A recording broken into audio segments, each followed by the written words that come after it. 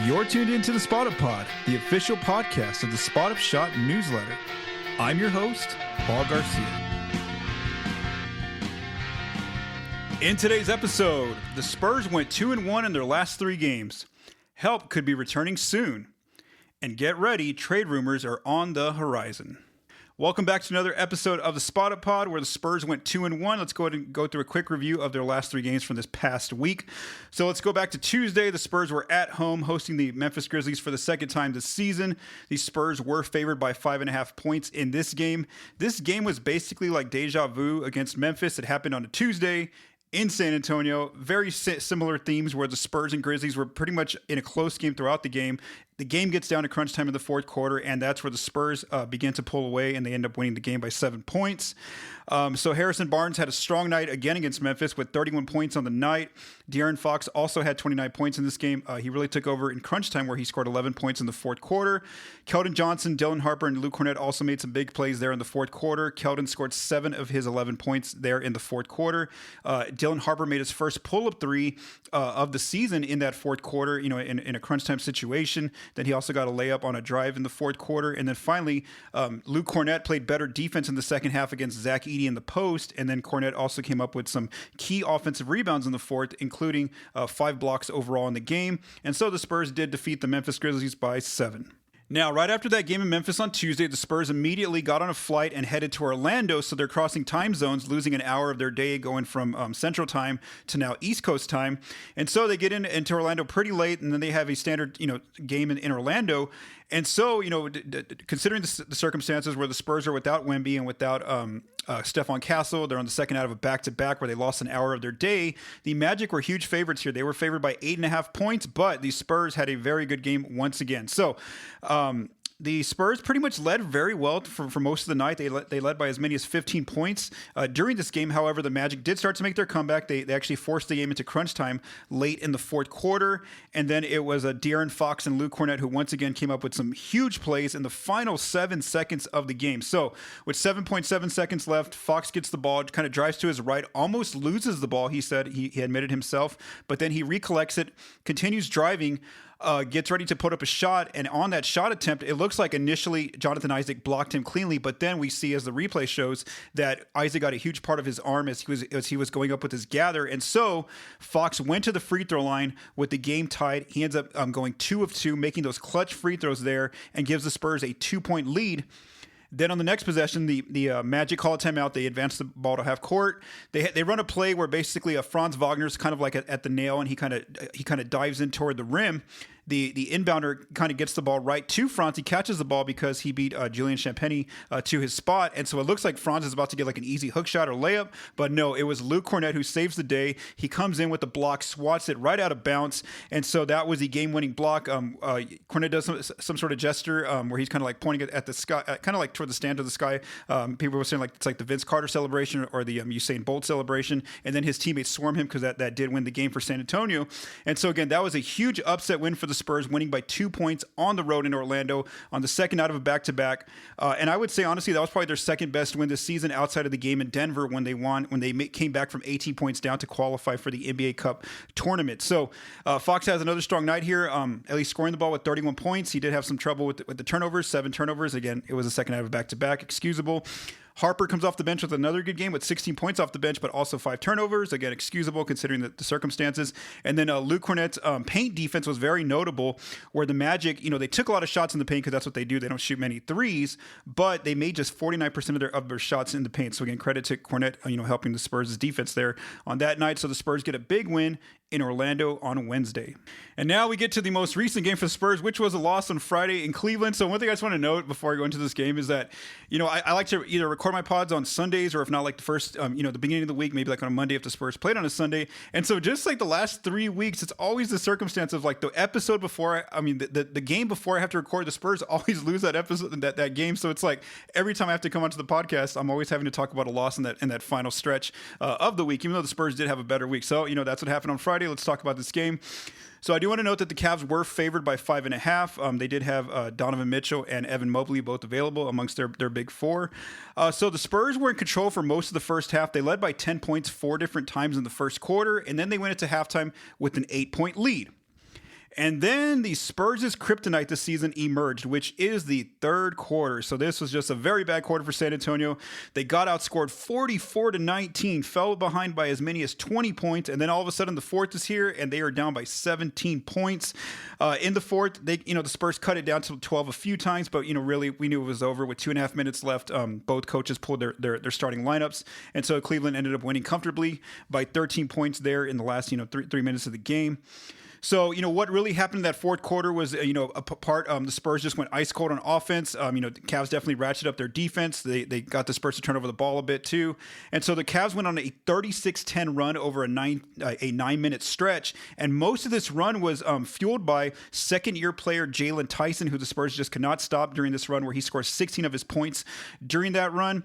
I do want to note that in this game, Luke Kornet had to miss the game due to left ankle soreness, so the Spurs were without both Wemby and Kornet, their two leading defensive anchors, that it really showed. So without Wemby and Kornet, Bismack Biyombo got the start, and then Jeremy Sohan played most of the backup center minutes. And so, the numbers speak for themselves. The Cavs scored a opponent season high 80 points in the paint against the Spurs' defense, and they made 71% of their paint shots, which was also an opponent season high. So Vassell himself, after the game, he said that they were basically scoring in the paint every single time they got inside. He said that the perimeter players need to do a better job of trying to kind of limit that player who's initially beating them off the dribble so that they can kind of limit the attempts in the paint, or at least make them settle for like mid-rangers at worst. And so, this is, again, very, very understandable that they got shredded in the paint, the Spurs, without Wemby and Kornet. Vassell had a good first half with 25 points in the first half, making 7 of 10 threes. He noted how the Cavs changed their defensive approach in the second half, where they always had someone by his side, whether he was on the ball or off the ball, to kind of take him out of the game pretty much. And so he said that that's something he needs to adjust to, is that if he has a hot half, that he needs to learn how to kind of adjust his game to still kind of get some shots off, because the Cavs really didn't let him get many shots in the second half. Similar to Vassell, De'Aaron Fox also had a pretty good first half, scoring the ball with 15 of his 25 points in the first half. And then Dylan Harper, he's actually, for a rookie, he usually has some pretty, decent performances over almost every single game. It's very rare that he has a bad performance, and this was finally one of those games where it was an outlier for him, that he really struggled. He just could not get the ball to go in the basket, whether it was layups, whether it was floaters, jump shots. He went 1 of 11 from the floor. And so again, I think that's a good sign for Harper, the fact that it's rare that we don't expect this from him, for him to have this bad of a game that we would typically expect maybe from a rookie in their season. And this is this kind of comes out with some metrics that I want to talk about. So pivotfade.com, if you've been reading my recaps after the game, I use their game score metric. And so in this game, Harper had a minus 2.5 game score, but overall for the season, his game score is a 9.6, which is almost like slightly below an average player. So again, we expect Harper every night to be like an average player out there, is what his game score usually shows. And so that's why I think that it's a good sign that as a rookie, it finally took him to, the 22nd game of the season, where he finally, had a bad game. I think he's only played like an 11 or 12 games, but still, it's been a while. He's gone a good stretch without finally having more of what we would expect from a rookie. I think that just shows how much we expect so much from Harper, because of how well he's already been playing as a rookie. So again, that was his one outlier game so far this season. So the Spurs did lose to the Cavs there by 13 points. So I would say the Spurs, had a good week, even though they lost that game to Cleveland, because they did surpass expectations. Vegas said they should have gone 1-2 with those very difficult games in Orlando and Cleveland, but instead they went 2-1. So I also agreed. I also said that they would go 2-1 this past week. I was wrong on who they lost to. So I thought that they would lose to Orlando and then beat Cleveland, but they are now 7-3 in games without Victor Wembanyama. So again, they continue to hold the fort down until Wemby eventually returns. And then overall, as of Sunday afternoon, they are 15-7 out west, which is 5th in the conference, holding on for now to that playoff spot as of Sunday afternoon. All right, second topic is that help is going to be coming soon for the Spurs with some of their injured players. So on Sunday, the Spurs had a practice in New Orleans as they prepare for their Monday game, and Jeff McDonald of the San Antonio Express News did report that Victor Wembanyama, Stephon Castle, and Jordan McLaughlin all participated in practice, which that is a very good sign for Wemby and Castle, because as I mentioned in the last podcast, Coach Mitch Johnson did say that they were trending in the right direction, as he's been saying for some time now, but he did say in that that last time that that Wemby and Castle were at least on the court participating in some activity. So again, this is a very good sign that they're ramping up, getting closer to returning to the court. The fact that they're actually practicing now with the team. So as of the Spurs' injury report on Sunday for their game on Monday in New Orleans, Castle is actually listed as questionable with his left hip flexor injury to possibly play in New Orleans on Monday. And then also Luke Kornet could be back as well, also listed as questionable with his left ankle soreness. And so Castle has missed the last 9 games in the event that he ends up coming back on Monday. And then he'll have just missed 9 games this season. Now, the Spurs are ruling out Wemby for Monday's game in New Orleans, which will be his 11th game in a row that he's missed. But, who knows? Maybe there's a chance he gets in, Wednesday against the Lakers in that playing game, or maybe if they win and go to the Vegas game, he gets a chance to play in there, or if they lose and he gets a chance in the weekend game, or maybe the Cup Finals, or maybe next week. I just don't know. But again, I think there's a good chance that Wemby does return soon. The fact that he's actually practicing now with his teammates. Again, we don't have a definite date of when he's coming back, but I think that help is definitely. It looks like help is on the way, and this is very notable because, as I've mentioned before, we have not seen the Spurs full rotation available for one game just yet because of all the injuries early in the season to players like Fox and Sohan and those players, and then now Wemby and Castle have been out for a stretch of games. All right, so I do want to note the date. Today is December 7th that I'm recording this episode, and in about 8 days here on December 15th, that's an important day in the NBA because that is when a lot of the free agents who sign their contracts do become eligible to become traded, and so that's kind of like the official kickoff to the trade deadline that's going to come about in February. And this past week, there was a rumor that kind of got out there that's going to I think that we're going to expect to see the Spurs' name in some trade rumors going forward, pretty much tied to this specific player. So let's talk about who this player is, and that's Giannis Antetokounmpo of the Milwaukee.Bucks. So on Wednesday, Shams Charania of ESPN reported that Giannis Antetokounmpo, his agent, and the Bucks are discussing whether Giannis should continue to stay in Milwaukee for the rest of the season, or whether they should look at possibly Giannis being moved via trade, with that February trade deadline now about 2 months away. So, Giannis has basically given the Bucks a chance for the first, 25 games of the season. They went out and acquired Miles Turner in free agency, but they don't look like they're a title contender. They don't look like they're even a playoff team in the Eastern Conference. They're currently 10-15 as of Sunday, 11th in the Eastern Conference, so not even in the playoff mix right now. And Giannis got hurt this past week, and so now he's nursing a right calf strain that could keep him out 2 to 4 weeks. So again, I do want to note that Giannis has not officially asked for a trade out of Milwaukee just yet, as I'm recording this on Sunday. And then also, according to Jake Fisher in an article that he wrote over on the Steinline on Sunday, the Bucks also haven't started taking calls on Giannis as of Sunday as well. So just looking at Giannis's contract, he's earning $54 million this season. So if a team's trading for him, you have to figure out a way to get his $50 million salary. Then next year he's under contract for $58 million, and then in 27-28 he does have a player option for $62.7 million. But before that player option date comes, I think there's a chance that he can work on a contract extension with the team, whether that's Milwaukee or if he ends up getting traded somewhere. Now, even though, again, he hasn't asked for a trade, I think that if he eventually does, you're going to see the Spurs' name come up, in any kind of Giannis trade rumors, because they're already in the summer, kind of their name was kind of out there already. Even when he hadn't asked for a trade at that point, just when the signs look like that, maybe he would ask for a trade. So why are the Spurs' names are going to come up in Giannis trade rumors or other players' trade rumors? It's because they have, they're one of the teams that has a lot of assets that teams would want. They have the young players. They have either Stephon Castle or Dylan Harper, young guards to build around for a team's future. Plus, they have plenty of draft picks for themselves, and they have a bunch of very valuable pick swaps in the future. And also, I would also add that they have a pretty healthy cap sheet where they can make more maneuvers and trades than some of the other teams. The contenders out there in the league, because the Spurs aren't at that second apron level just yet. So. Again, in the event that we see that Giannis says, he wants out of Milwaukee, again, I do think that you're going to see the Spurs' trade, some of the Spurs' players mentioned in trade rumors, just because San Antonio's one of those strong candidates for him with what they have available to offer the Bucks. I do want to say, though, that just because the Spurs' name might be in those rumors, there's been no clear sign yet that they're even interested in moving Castle or Harper for Giannis. Jake Fisher had a story this past week over on the Steinline where he said that, back in June around the draft time, the Spurs were unwilling to trade the second overall pick, which became Dylan Harper. So obviously there was back in June, the Spurs wanted no part of moving Harper.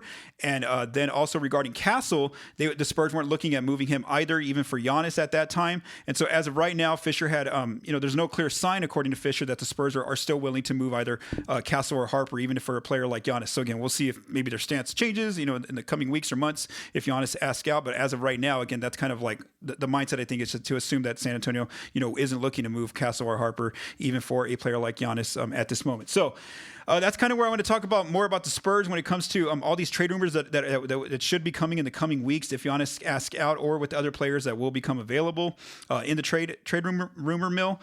So one of my key questions is for the Spurs' front office, and it's like, how are they approaching this trade deadline? Because as I said, it's coming up here in 2 weeks, not 2 weeks, 2 months on February 5th. So for one, it's interesting because San Antonio hasn't seen what their full squad even looks like out on the court. Like I said, they've had these injuries already for the first 2 months of the season that they haven't even been able to see what their full rotation looks like. And so whenever they eventually get everyone back, whether that's this week, whether that's next week or the week after, that's a very small sample size that they have to work off of. Do they want to give the sample size maybe like 3 weeks, maybe a month before they decide whether or not this roster might have enough to continue going forward, and they like what this roster looks like, or do they think, hey, it's time to make a change? So again, I think that's one of the big questions is, how is the Spurs' front office kind of approaching this, without knowing who their full squad is. I also think maybe the Spurs are more so like what the Houston Rockets did last year. They have their team set. They don't want to make any major changes and just let this team go forward. Do they continue to hold on to a guaranteed playoff spot and make the playoffs out west? And then also, how far do they go in the playoffs? Do they end up losing in the first round, the second round? Do they get to the conference finals, etc.? However far they go, that will be that will tell them whatever their limits are in the playoffs. What key weaknesses do they have? Was shooting a big issue for them? What were the issues, and who are the players that maybe they need to move next summer? And so again, I think that could be more so the safer approach is to kind of just keep the squad together and kind of see what they can do at the end of the year, especially considering, like I said, they haven't even seen this full squad together yet in one game this entire season. And then, there's that other mindset of maybe the Spurs think right now, they're close enough to compete with the Oklahoma City Thunder, who are the title favorites right now, and maybe they do swing a trade, think about swinging a trade for Giannis, even if that means having to give up either Stephon Castle or Jalen Harper. Does that mean that they have a good shot at, with Giannis at beating OKC? Is that their mindset? So again, those are the questions that we really don't have any information to, is how the Spurs' front office is thinking about this situation. I also want to say, I think this is just my opinion, but I also feel like the Spurs would want to get Victor's opinion on this matter. Whether or not, let's just say Giannis asked for a trade out of Milwaukee, the Spurs become one of those teams who might have some interest. I do wonder if the front office would be willing to, it would be getting Victor's kind of opinion here and just seeing, is he ready to add another elite player next to him? Where obviously, Giannis and Victor, would definitely raise the Spurs' ceiling, or is Wemby more the type of player who wants to kind of just see where this roster goes? Let this roster kind of develop naturally together, get their battles, in the playoffs this year and the next year and going forward, and kind of, build a championship type team, I guess like through the developmental way, rather than trying to just hit the quick, access button to kind of just getting a superstar next to Victor right away in Giannis. So I think that's another interesting question is, will the Spurs kind of go to Victor and kind of get his opinion on how he kind of feels on the matter? So again, we still have to watch for Giannis to officially give his word that he wants out of Milwaukee. As of December 7th, he has not said that he wants out of the Bucks. Plus, he's injured right now at the moment for a few weeks. If he does want out, like I said, expect the Spurs' name to come up in a bunch of trade rumors. There's been some early fake trades that have been out there by different sites, ESPN, other podcasters that I listen to, and so the consensus seems to be that it's going to take for the Spurs to get Giannis, it would take either one of their young guards, Dylan Harper or Stephon Castle, and other players to make the salaries work on top of 3 to 4 first round picks. So as I was just kind of looking more so from the contracts perspective, not really looking at the picks right now, to get, let's just say for Castle, right? There's two ways, or for Castle or Harper, there's two ways for the Bucks to get, for the Spurs to get Giannis, and that would be something like Castle, Harrison Barnes, or Keldon Johnson, Jeremy Sohan, and Olynyk. That's one package they could look at. They could look at Giannis for Harper, Barnes, Sohan, and Olynyk. Harper, Keldon, Sohan, Olynyk does not work, according to Spotrac's trade machine, but Harper, Barnes, Sohan, Olynyk does work. Or there's also the case of not including Barnes or Sohan, but I don't think the Spurs want to do this one because they would have to include Vassell. They could get Giannis by either sending Harper, Vassell, and Kelly Olynyk to Milwaukee for Giannis, or Castle, Vassell, and Olynyk for Giannis. But again, based on from what I've seen from a lot of the trades that have been kind of proposed out there, these fake trades, it doesn't look like Vassell would be included in these deals. Basically, in any trade with either Castle or Harper, the Spurs would be losing one of their key rotation players in either Barnes or Keldon, most likely. And I do want to mention that they both have been having very good seasons. Barnes, though, is a free agent in this upcoming summer. Keldon is kind of like that heartbeat of the team, kind of filling that Patty Mills role that Patty had on the team for a number of years, kind of being that locker room presence, bringing the energy, off the bench for the team. And then also he's having a very good season. Like I mentioned to start, he was a key member of why the Spurs won some of these games with his play off the bench. And then also, from the Bucks' perspective, you have to wonder, what direction they want to go in the event that Giannis asks out. Do they want to go full rebuild mode where they don't really have a lot of control over their own first-round pick this coming summer, or do they kind of want to stay semi-competitive in the Eastern Conference and at least kind of try to keep like a playoff level team on their roster? And also, if they do want to go rebuild route, do they maybe want to send some extra contracts? Maybe they don't want on the roster someone like Kyle Kuzma as part of a trade. Those are some of the questions I think to ask for Milwaukee. Now, regarding the Bucks' picks, for 2026, they get the less favorable of their own pick or the Pelicans pick, which of course we know that the Pelicans pick will go to Atlanta. So again, that's kind of where Milwaukee sits. And now, so the Spurs, they have a bunch of their own picks, but they have some other valuable ones that are going to be from the other teams. So now, the reason why I say that the Spurs' their own picks are not as valuable anymore is because we've already seen through at least 22 games this year, the Spurs are the number 5 seed out west. They're going to be a good team. They project to be going forward. So, their picks aren't likely to be in the lottery anymore. They're likely to be in that 20s range, like they used to be back when like Timmy, Tony, and Manu were part of the team back in the day. And so the Spurs do have, I'll just kind of go quickly through their picks. They have this year coming up in 26, they have their own or Atlanta's picks. Again, don't look too valuable because the Hawks are also very good in the East. In 2027, they can swap with the Hawks. Again, the Hawks look like a good team. In 2027, they get the Hawks' pick. In 2028, they have their own or Boston. That one could be interesting if the Celtics, who knows where the Celtics are in 2028. In 2029, the Spurs have their own.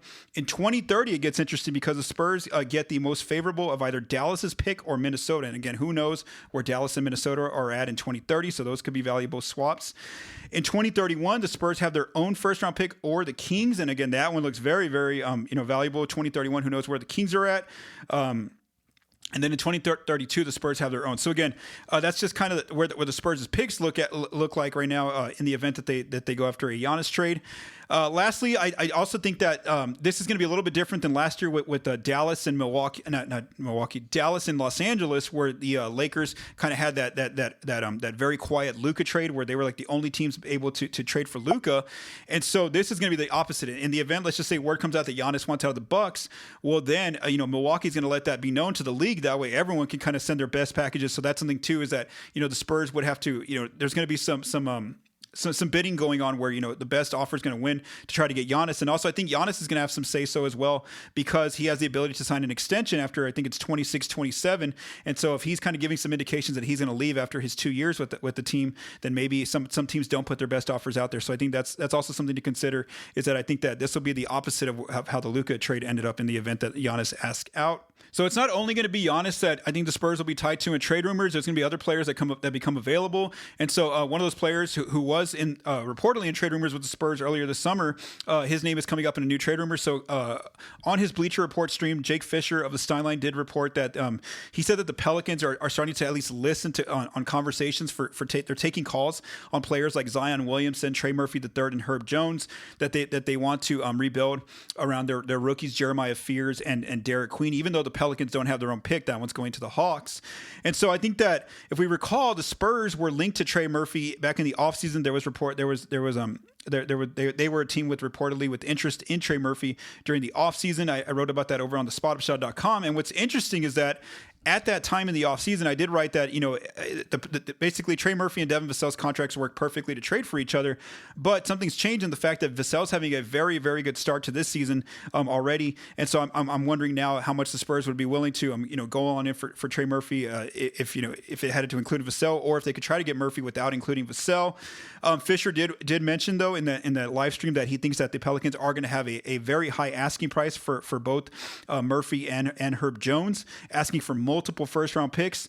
And so if we look at Murphy's contract, he's making $25 million this season. So if you're acquiring him as a team, you're taking in his $25 million salary. Then he's under, like I said, a very similar contract to Vassell, where he's earning $27 million next season, $29 million the following season, $31 million, and then in 29-30, he is a free agent. And then Herb Jones, he's under contract right now for $13.9 million. So if you're acquiring Herb Jones, it's for $13.9 million. The next season, $14.9 million. Then he signed a contract extension this offseason for $20.8 million, then $22.5 million. And then in 29-30, he has a player option for $24.1 million. So as I mentioned before, I feel like for Trey Murphy, it would be similar to like a kind of in the range of that Desmond Bane package. So to get Desmond Bane, the Magic had to send the Grizzlies 4 first-round picks and a first-round pick swap. Maybe it might not be that much for Trey Murphy or Herb Jones, but some part of that. Like I said, Fisher mentioned multiple picks, and so just contract-wise, to get Murphy, without including Vassell, the Spurs could do something like Murphy for Keldon or Harrison Barnes and picks, or Murphy for Olynyk and Sohan and picks. But again, in that situation where the Pels aren't getting Keldon or Barnes, then I think that they're having to give up more. The Spurs would have to give up more picks, and then some scenarios for Herb, kind of similar to what I just mentioned. Maybe not as much in the picks department, just because Herb doesn't have that outside shooting ability. That's known as league wide as one of those knockdown shooters as much as Herb Jones is. Even though he's much more a better defender. Herb Jones is, than Trey Murphy is. So again, I think that in the event that we see more strong indications that either Herb Jones or Trey Murphy are going to be available, I think you would also see the Spurs' name in these trade rumors. And so again, that's kind of what I wanted to mention this segment was that, even though it's going to start, I think you're going to start seeing the Spurs' name in these trade rumors, whether it's for Giannis or maybe someone like Trey Murphy, just because of, what they have to trade. They have all those draft picks going forward. They have, if in the case of like a superstar like Giannis, they have the young players, up and coming players like Stephon Castle or Dylan Harper. But again, right now, as we said on December 7th, there's no indication that the Spurs are even looking to trade for any of these players or that they're willing to include, Castle or Harper. So again, we'll see what happens. And especially I think the Spurs want to see what they have out, at least in their own team right now, healthy, and seeing what this squad can do going forward.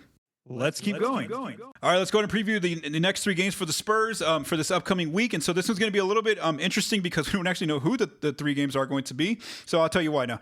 All right, so on Monday, we do know the Spurs are going to be on the road still in New Orleans. They're going to play the Pelicans, who are struggling. They are 3-21 this season. They're on a 6-game losing streak. They're bottom 10 on offense and defense this season. And so I do think that the Spurs will win this game. So I think that's a win for the Spurs. Then on Wednesday's the big one. That's in Los Angeles for the NBA Cup Quarterfinals. The Lakers are 16-6 this season, second out west as of Sunday morning. They have already beaten the Spurs earlier this season in LA without both Austin Reeves and LeBron James.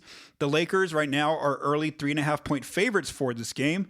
In their last 5 games, the Lakers are 3-2. They have the 5th ranked offense in their last 5 games and the 28th ranked defense. They beat the Dallas Mavericks, New Orleans Pelicans, and Toronto Raptors in their last 5 games, but they have lost to the Phoenix Suns and the Boston Celtics. So for now, just because I don't know the status of Wemby as of Sunday that I'm recording this, I'm going to say the Lakers win this one, because the Spurs are on the road, and then they already lost to the Lakers once already this season. So again, right now, I would say I'm going to say this is a Spurs loss, but I will say it wouldn't shock me if the Spurs win this game. I really think this basically is almost closer to like a 50-50 game. I feel like anyone can win this game. I don't see like a clear favor between San Antonio or Los Angeles. So right now, just because it's on the road, I'm going to go, and I don't know Wemby's status for that game, I'm going to go ahead and say Lakers win that one. But again, it wouldn't shock me if the Spurs win. Now, here's what's going to happen why we don't know the Spurs' next game after Wednesday. So here's what happens. Here's the 2 scenarios. Let's say the Spurs defeat the Lakers on Wednesday. If they win against the Lakers, then they're going to go to Las Vegas and play in the semifinals on Saturday, December 13th, and they're going to play the winner of OKC and Phoenix because they're also playing on Wednesday, those 2 teams. So whoever wins between LA Spurs and Thunder and Suns ends up playing each other, those 2 winners, on Saturday in the semifinals. Now, what happens if the Spurs lose to the Lakers? If the Spurs lose to the Lakers, they're either going to have a game on either Thursday, December 11th. I don't think that would be the case because they had just played the previous day. So again, I don't see that one being the Spurs' date. Friday, December 12th. Okay, so maybe Sunday, December 14th, maybe that date, or Monday, December 15th. Now, they would play whoever loses between the Thunder and the Suns, according to the rules I read of how the NBA tournament format is supposed to work out. So again, they're either going to play Saturday if they win, or they're going to play either, I would say, Friday, Sunday, or Monday against whoever else lost between the Thunder and the Suns. So again, they got to at least get 2 games in. Now, if they were to beat the Lakers, then on they beat the Lakers on Wednesday, and then they beat the Thunder or the Suns, whoever wins that game in the semifinals on Saturday. Well, then they would actually advance to the finals next Tuesday, December 16th, still in Las Vegas against whoever wins from the Eastern Conference. So as far as when my next podcast is going to come up, I'm going to go ahead and say. Let's see. It's going to be up. I don't know when the second game is this week, so it'll be up either after that second game or maybe right before it. If it's like, let's just say the second game takes place on Friday or Sunday, it'll be up on a Monday. If not, if the second game takes place on a Monday, it'll be up on a Sunday, and I'll kind of be previewing that game and stuff like that. So again, I don't really have a clear indication of when the next episode's coming out, but again, it's because of where the Spurs' schedule lies. But we'll see if maybe this week the big things to watch are if Wemby comes back, and Castle to the team, and also if the Spurs can beat the Lakers and move on to the NBA Cup semifinals. Thank you for taking the time to listen to this episode of the Spot Up Pod. If you like what you heard, please subscribe and leave us a rating on your favorite podcast apps and our YouTube channel. The Spot Up Pod is recorded and produced by Paul Garcia. The music for this episode was written by Vincent Garcia and Paul Garcia. Thank you for listening, and have a great day.